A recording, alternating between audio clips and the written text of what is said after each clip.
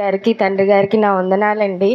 సేవకులకి సేవకురాళ్ళకి విశ్వాసులకి మీ అందరికీ నా వందనాలండి.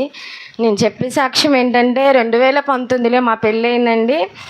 దేవుడు 2020లో అదే సంవత్సరం నాకు గర్భఫలం ఇచ్చాడండి. నేను కుమారుని కావాలని అడుక్కున్నానండి దేవుణ్ణి. అలాగే నాకు 2 కుమారులను ఇచ్చాడండి. చిన్న బాబు పుట్టాక నాకు బాగా గ్యాస్ పట్టేదండి, గుండెలో బాగా నొప్పి వచ్చేది. 2-3 గంటల వరకు నేను పడుకోకుండా అట్లాగే నొప్పితో అసలు ఏ ట్యాబ్లెట్ వేసుకున్నా తగ్గిపోయేది కాదండి.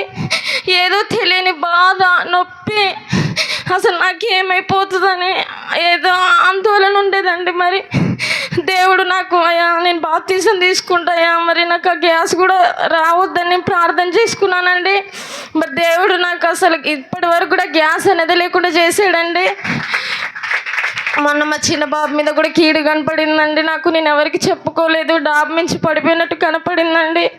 అయ్యా నా బిడ్డ మీద కీడుని కొట్టివేయ, నేను మా ఇంట్లో కూడా కానికేసుకొని సాక్ష్యం చెప్పుకుంటా అనుకున్నానండి. దేవుడు అలాగే నా 2 బిడ్డలకు ఆరోగ్యం ఇచ్చాడండి.